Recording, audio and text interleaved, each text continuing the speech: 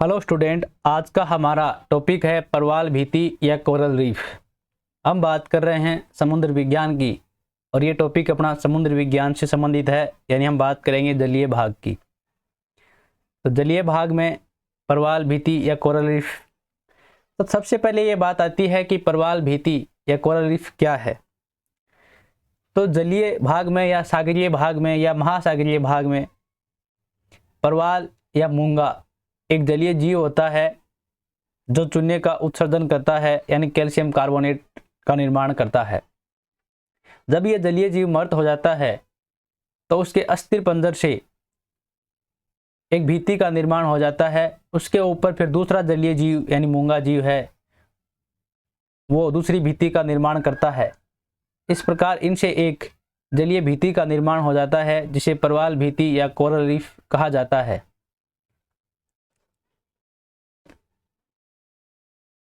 तो जानते हैं प्रवाल भित्ति के बारे में या कोरल रीफ। तो इसका मतलब है, जैसे हमने बात की, इसकी परिभाषा लिख लीजिए आप कि सागरीय जल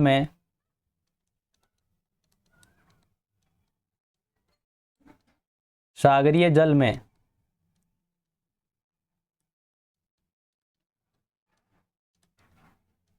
प्रवाल या इसे पोलिप या मूंगा जलीय जीवों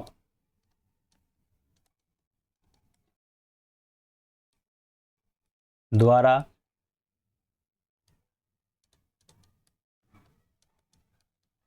घरौंदे के रूप में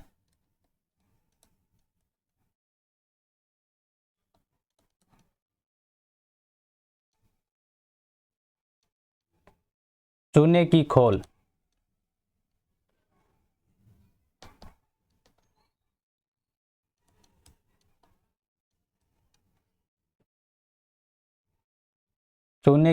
का परत दर परत यानी एक के ऊपर एक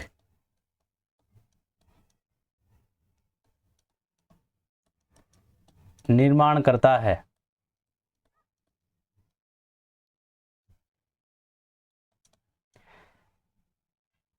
चूने की खोल का मतलब है अस्थिर पंजर, यानी जब प्रवाल जीव मर जाता है तो उसके ऊपर दूसरा प्रवाल जीव जन्म लेता है और उनके अस्थिर पंजर से परत दर परत निर्माण होता है, उसे प्रवाल भित्ति या कोरल रीफ कहा जाता है। अस्थिर पंजर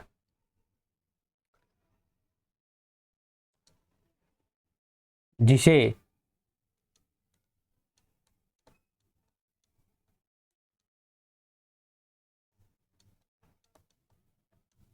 प्रवाल भित्ति या कोरल रीफ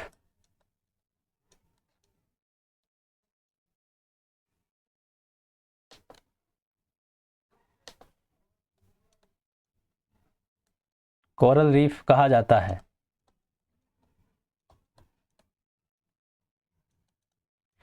जैसे स्थल भाग पर हम बात करें तो सर्वाधिक जैव विविधता है वह उष्णकटिबंधीय वर्षा वनों की होती है। ठीक उसी प्रकार सागरीय भाग में अगर हम बात करें कि सर्वाधिक जैव विविधता, तो वो प्रवाल भित्ति या प्रवाल द्वीपों की होती है। लिखिए, महासागरीय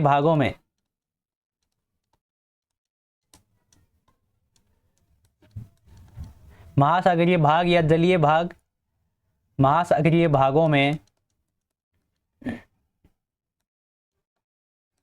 में सर्वाधिक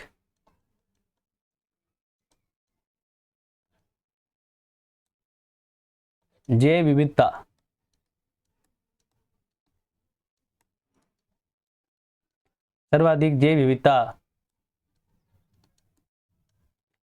प्रवाल भित्तियों में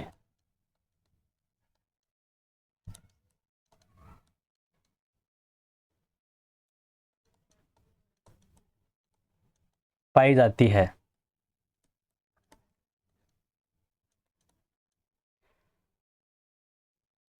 इसलिए प्रवाल भित्तियों को इसलिए प्रवाल भित्तियों को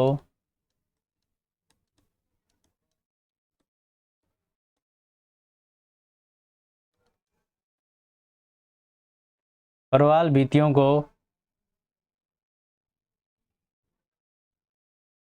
इसलिए प्रवाल भित्तियों को सागरीय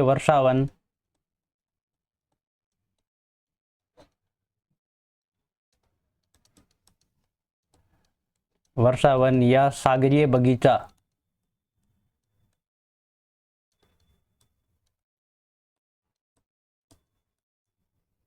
कहा जाता है, या जैव विविधता का घर भी कह सकते हैं।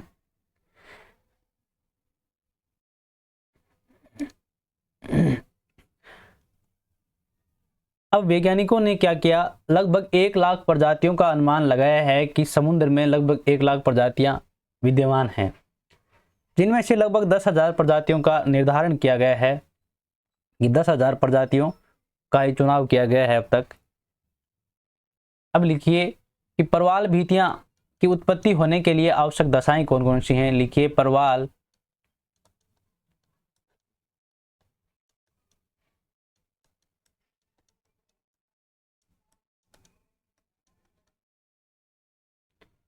भित्तियों की उत्पत्ति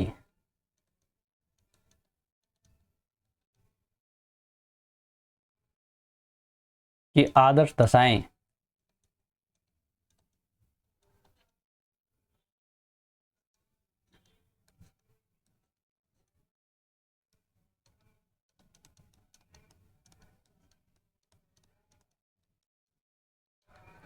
कि प्रवाल भित्तियों की उत्पत्ति होने के लिए या प्रवाल जीवों का निर्माण होने के लिए कौन कौन सी आदर्श दशाएं हैं।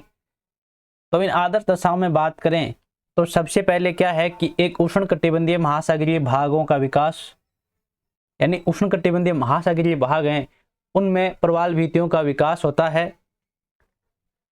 जो क्षेत्र क्या है अधिकांशतः विषुवत रेखा यानी 0 डिग्री से 25 डिग्री अक्षांशों तक दोनों गोलार्धों में पाया जाता है।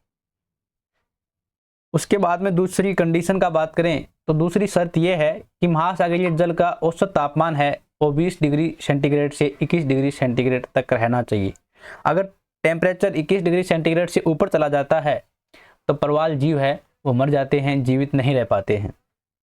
फिर महासागरीय जल की औसत लवणता है, तीसरी कंडीशन में औसत लवणता है वो 27 से 30 प्रति ग्राम प्रति हजार होनी चाहिए, यानी 27 से 30 प्रति ग्राम प्रति हजार होनी चाहिए। और महासागरीय चौथी कंडीशन है कि महासागरीय जल अवसाद मिश्रित या अवसाद मुक्त होना चाहिए, यानी ज़्यादा अवसाद भी नहीं होना चाहिए, क्योंकि ज़्यादा अवसाद होने से प्रवाल जीवों के मुख रुक जाते हैं और वो अपनी उत्पत्ति या अपना विकास नहीं कर पाते हैं। और पांचवी कंडीशन है अंतरसागरीय चबूतरे हो, यानी गाइट या गियो, जिसकी औसत गहराई 60 से 77 मीटर या 200 से 250 फीट होनी चाहिए। फिर नेक्स्ट कंडीशन है कि महासागरीय गर्म जल धाराएं बहती हो, यानी महासागरीय भागों में गर्म जल धाराएं बहती हो। नेक्स्ट कंडीशन है कि महासागरों के पश्चिमी भागों में प्रवाल भित्तियों का विकास पूर्वी भागों की अपेक्षा अधिक होता है, क्योंकि पश्चिमी भाग में गर्म जल धाराएं बहती हैं जो अपने साथ प्रवाल का भोजन बहाकर लाती हैं। ये कुछ आवश्यक कंडीशन या आवश्यक शर्तें हैं या आवश्यक दशाएं हैं जो प्रवाल भित्ति के विकसित होने के लिए अति आवश्यक होती हैं। तो अब इन दशाओं को आप एक एक करके नोट कर लीजिए। पहली दशा हमने जानी थी कि उष्णकटिबंधीय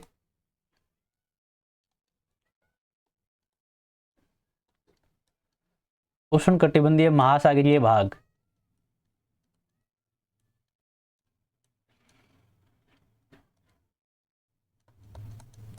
उष्णकटिबंधीय महासागरीय भाग हो,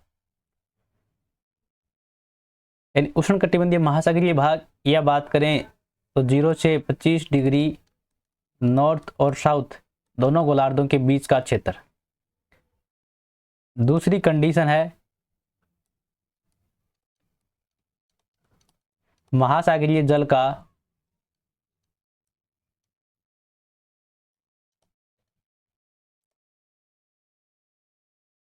औसत तापमान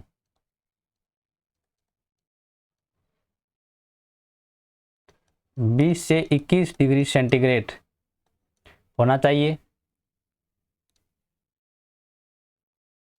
तीसरी कंडीशन है कि महासागरीय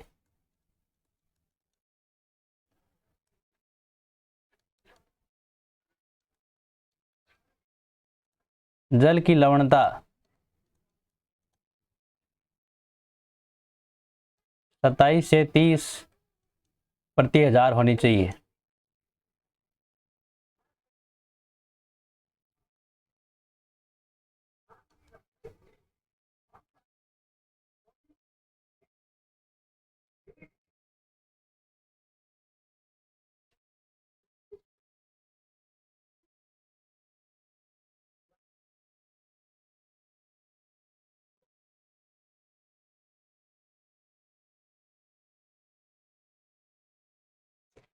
चौथी कंडीशन है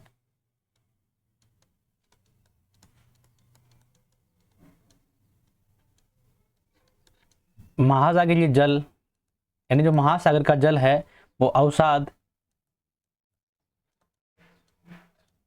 मिश्रित या अवसाद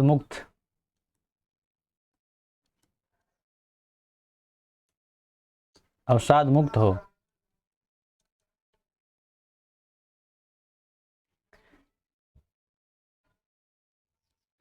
और पांचवी कंडीशन है कि महासागरीय जल की गहराई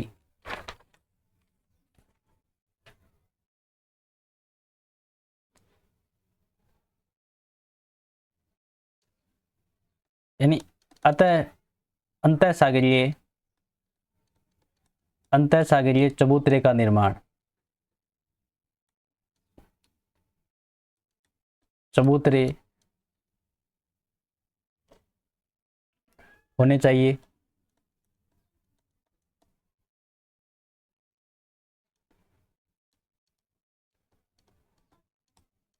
जिसकी गहराई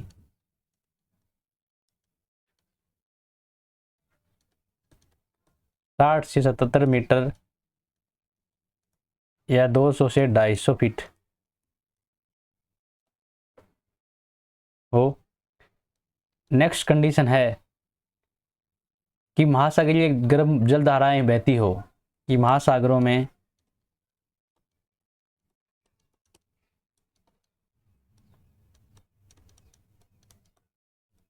गर्म जलधाराएं बहती हो।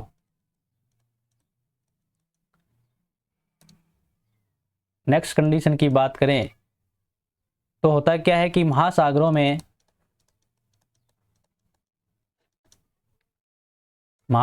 के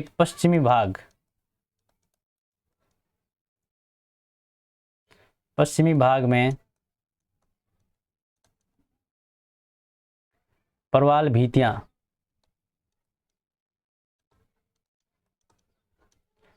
प्रवाल भित्तियों का विकास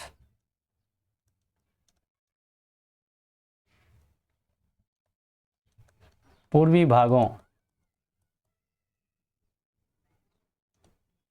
की अपेक्षा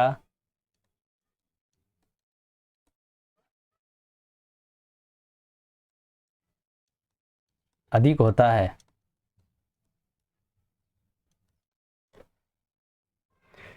क्यों होता है? क्योंकि यानी महासागरों के पश्चिम भागों में प्रवाल भित्तियों का विकास पूर्वी भागों की अपेक्षा अधिक होता है। किसके? पश्चिम भागों में पूर्वी भागों की तुलना में। तो पश्चिम भागों में अधिक विकास क्यों होता है? क्योंकि पश्चिमी भागों में गर्म जलधाराएं बहती हैं। क्योंकि पश्चिमी भागों में गर्म जलधाराएं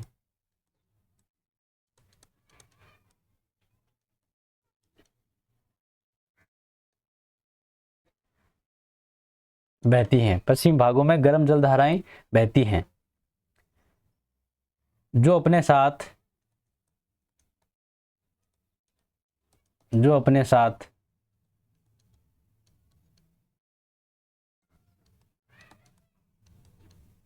परवाल का भोजन भी भाकर लाती हैं।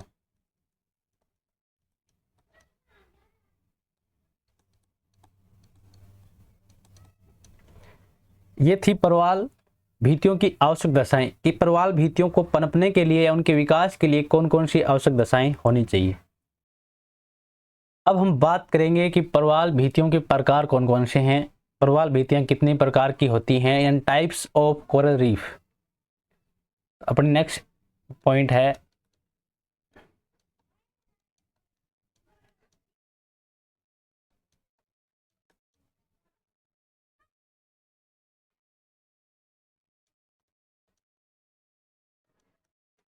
परवाल भीतियों के प्रकार।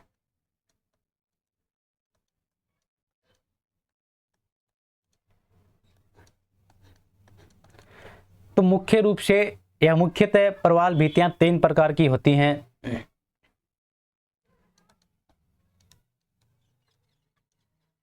मुख्यतः 3 प्रकार की होती हैं। 3 प्रकार की होती हैं। यह मुख्यतः 3 प्रकार होते हैं।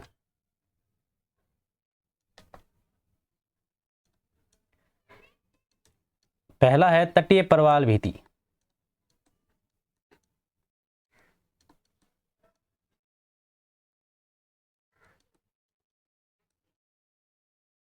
तटीय परवाल भीति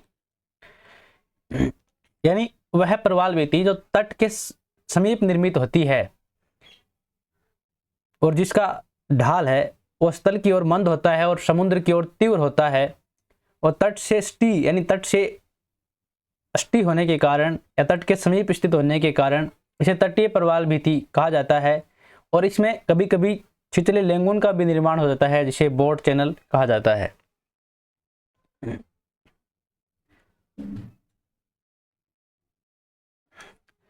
जैसे ये स्थल भाग है,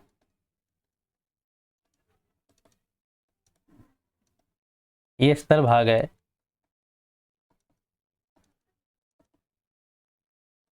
और ये जलीय भाग है, ये जलीय भाग है। अब इस क्षेत्र में परवाल भीति का विकास होता है, ये परवाल भीति है, तो इसे तटीय परवाल भीति कहते हैं। ये तटीय परवाल भीति, ये तटीय परवाल भीति है।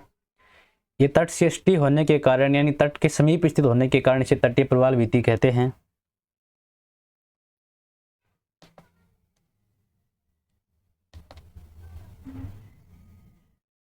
इस क्षेत्र में कई बार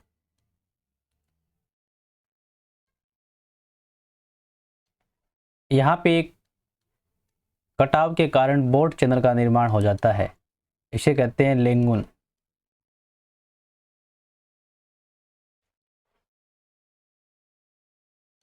लेंगुन, और इस लेंगुन को कहते हैं बोट चैनल।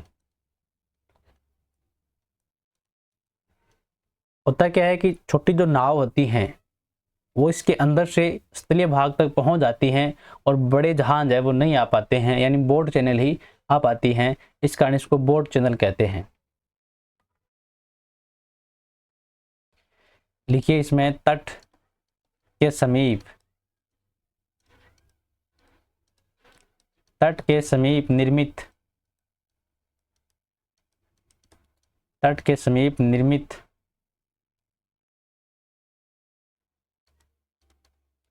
परवाल भीति, तट के समीप निर्मित परवाल भीति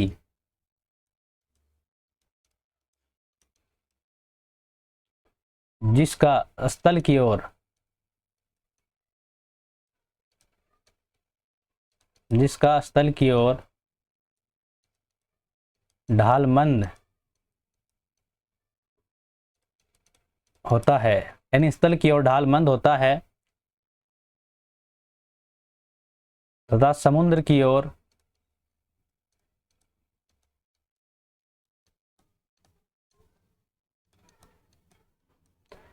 समुद्र की ओर ढाल तीव्र होता है।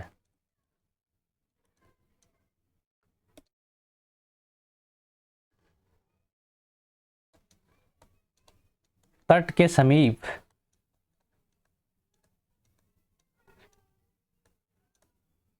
स्थित होने के कारण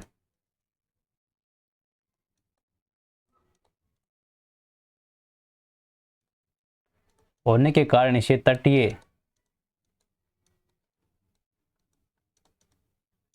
प्रवाल भित्ति कहा जाता है।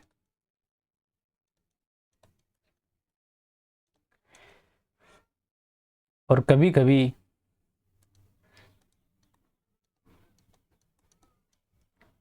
कभी इसमें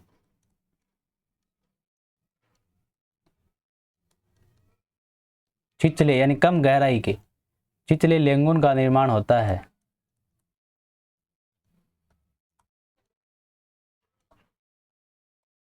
छिछले लेंगुन का निर्माण होता है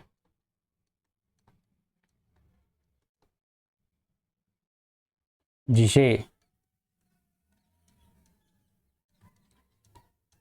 बोट चैनल कहते हैं। यानी जो स्थलीय भाग है और समुद्र की ओर यानी तटीय भाग या स्थलीय भाग की एकदम समीप स्थित होने के कारण इसे हम तटीय प्रवाल भित्ति कहते हैं। और इसका ढाल क्या है, स्थल की ओर तो मंद होता है और तट की ओर तीव्र होता है। और कभी कभी इसमें एक छिछले लेंगुन का निर्माण हो जाता है जिस कारण इसको बोट चैनल कहा जाता है। अब इसके कुछ उदाहरण हैं, जैसे विश्व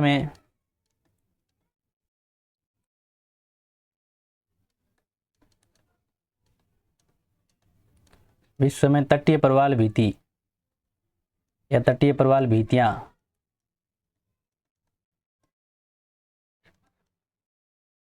में फ्लोरिडा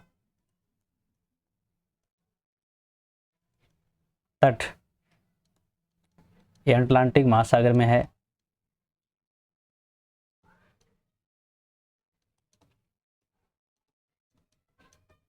अटलांटिक महासागर,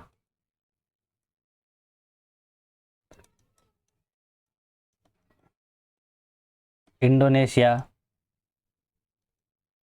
के तटीय भाग,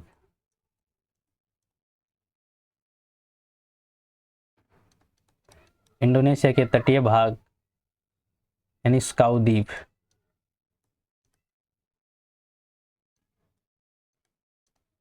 स्काउ द्वीप, मन्नार की खाड़ी,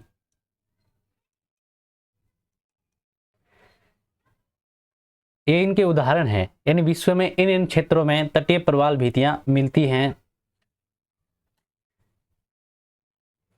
इसके अलावा और भी बहुत सारे उदाहरण हैं, जैसे अंगारीय तटीय प्रवाल भित्ति है, एक नेत्राली तटीय प्रवाल भित्ति है, ये अपने भारत में महाराष्ट्र के तट पर है। और वार तटीय प्रवाल भित्ति है, ये श्रीलंका में है। आपो तटीय प्रवाल भित्ति है, ये फिलीपींस में है। अनेक उदाहरण हैं, लेकिन मेन उदाहरण आपको नोट करवा दिए हैं। इसके बाद में बात करें दूसरी प्रवाल भित्ति की, तो दूसरा प्रकार है इसका अवरोधक।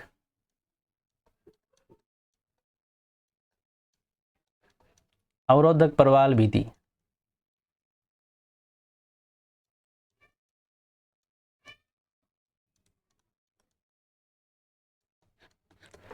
अवरोधक प्रवाल भित्ति या इसे बैरियर रीफ भी बोलते हैं।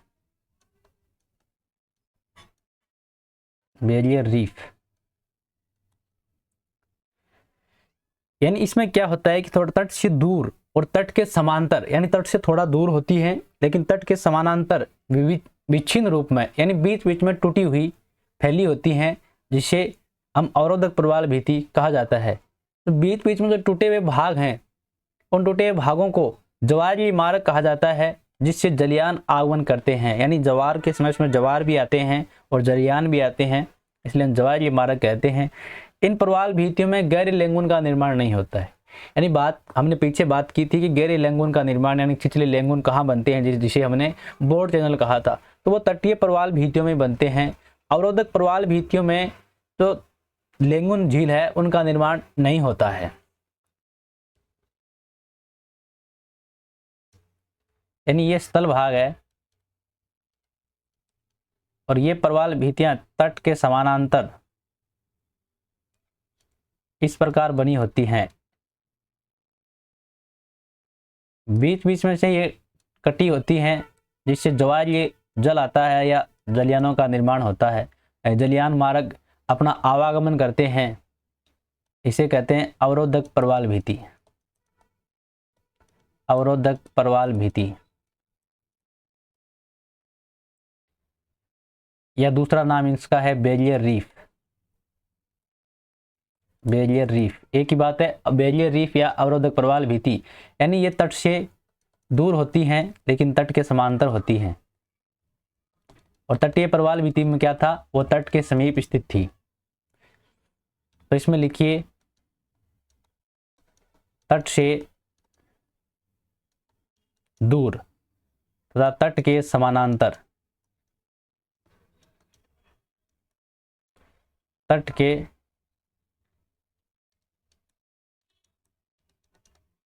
समानांतर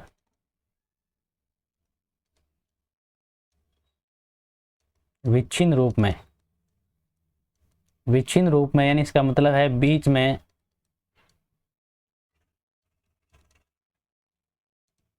बीच बीच से टूटी हुई।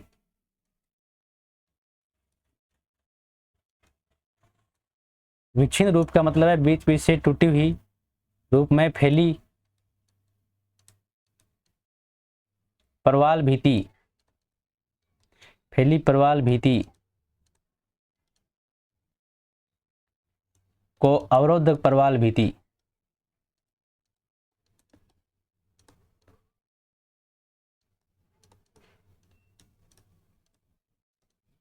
भित्ति कहा जाता है।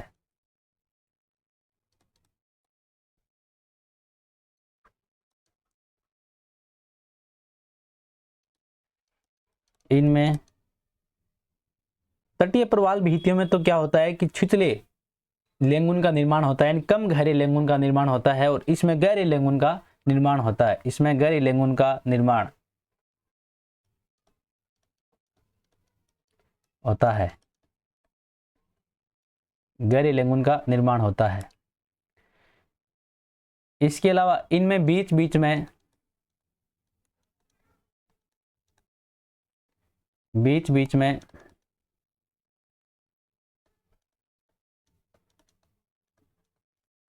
टूटे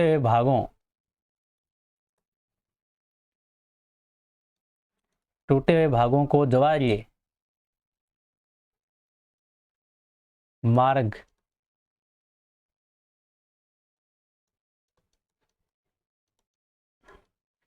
कहा जाता है।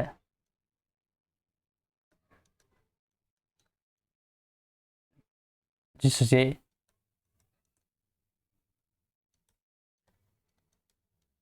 जलयान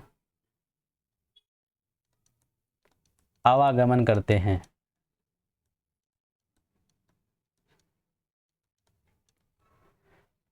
अब इसके उदाहरण देखें तो इनका सबसे महत्वपूर्ण उदाहरण है वो है great barrier reef. Great barrier reef या इसे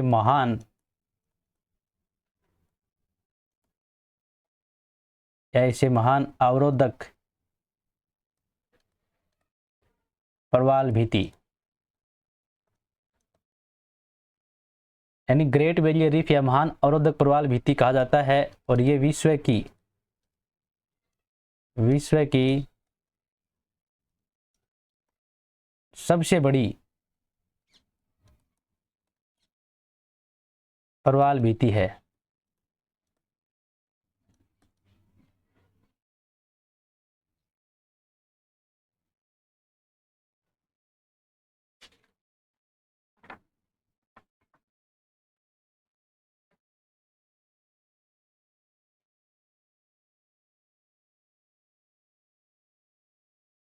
और ये दूसरी बात करें तो ये ऑस्ट्रेलिया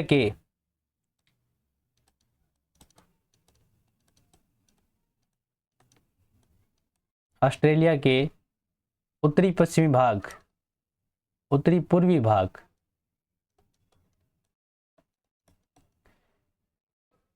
या दक्षिणी पश्चिमी प्रशांत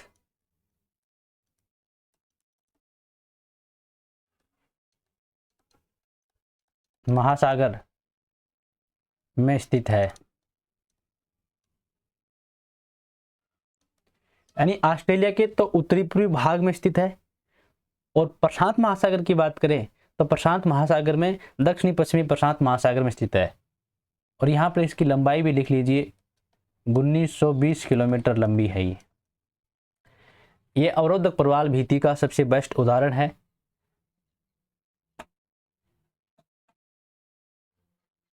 इसके बाद में अपना तीसरा पॉइंट आता है, वो है एटोल। एटोल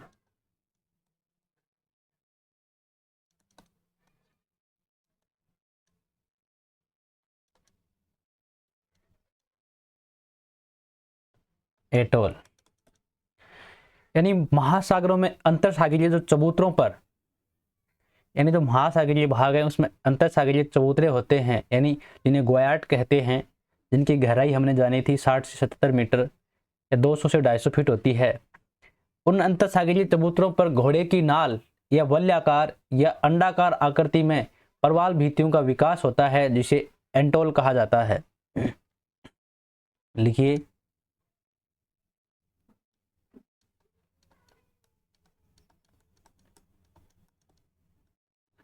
महासागरों में अंतःसागरीय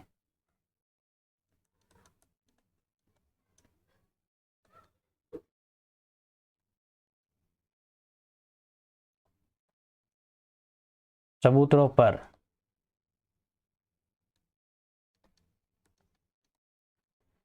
घोड़े की नाल या वलयाकार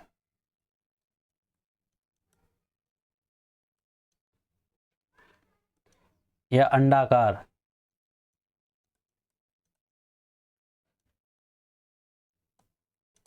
आकृति में प्रवाल भित्तियों का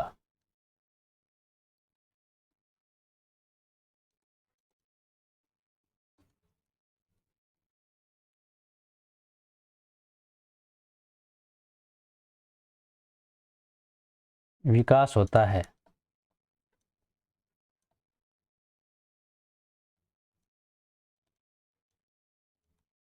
जिन्हें एटोल या एटोल कहा जाता है।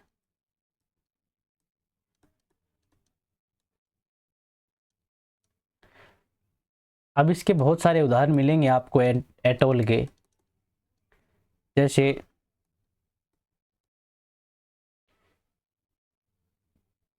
किरितमाती,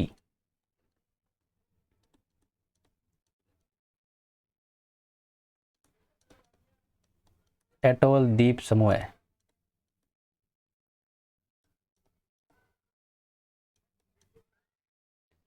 ये प्रशांत महासागर में है।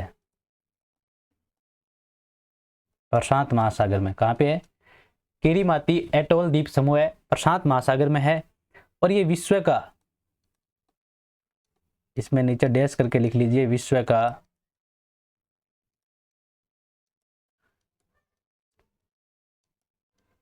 सबसे बड़ा एटोल द्वीप है। विश्व का सबसे बड़ा एटोल द्वीप है। इसके अलावा बात करें तो प्रशांत महासागर में ही फूनाफूटी एटोल,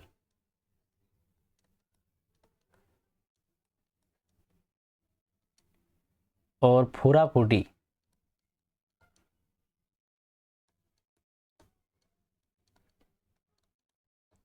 एटोल, ये दोनों प्रशांत महासागर में हैं।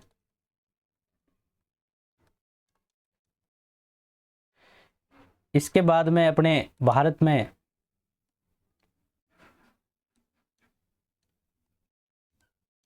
लक्षद्वीप समूह है। लक्षद्वीप समूह एटोल,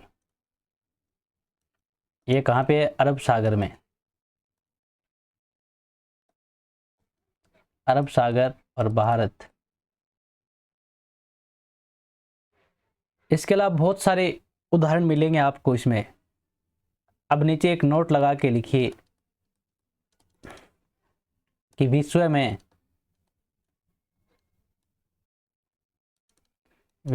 सर्वाधिक प्रवाल भित्तियां या प्रवाल भित्तियों का विकास, यानी विश्व में सर्वाधिक प्रवाल भित्तियों का विकास यदि कहीं पर हुआ है तो वो है प्रशांत महासागर में। विकास प्रशांत महासागर में हुआ है।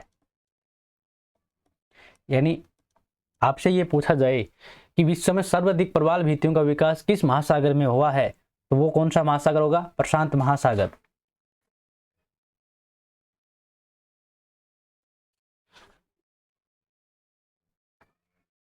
तो आज अपने इस टॉपिक में ये प्रवाल भित्ति क्या होती है और प्रवाल भित्तियों के लिए आवश्यक उत्पत्ति की दशाएं कौन कौन सी हैं, इनके अलावा प्रवाल भित्तियों के कौन कौन से प्रकार हैं, इन सब के बारे में हमने विस्तृत चर्चा की। अब हम बात करेंगे नेक्स्ट वीडियो में प्रवाल भित्तियों की उत्पत्ति से संबंधित कुछ प्रमुख सिद्धांतों की, जो अपने सिलेबस में लगते हैं। 2-3 सिद्धांत दिए हुए हैं, उनके बारे में कि अलग अलग विद्वानों ने इनसे संबंधित क्या अपने विचार रखे हैं, क्या राय दी है कि उनकी उत्पत्ति के पीछे क्या कारण है या किस तरह से इनकी उत्पत्ति हुई है। तो मिलते हैं नेक्स्ट वीडियो में, तब तक के लिए जय हिंद, जय भारत।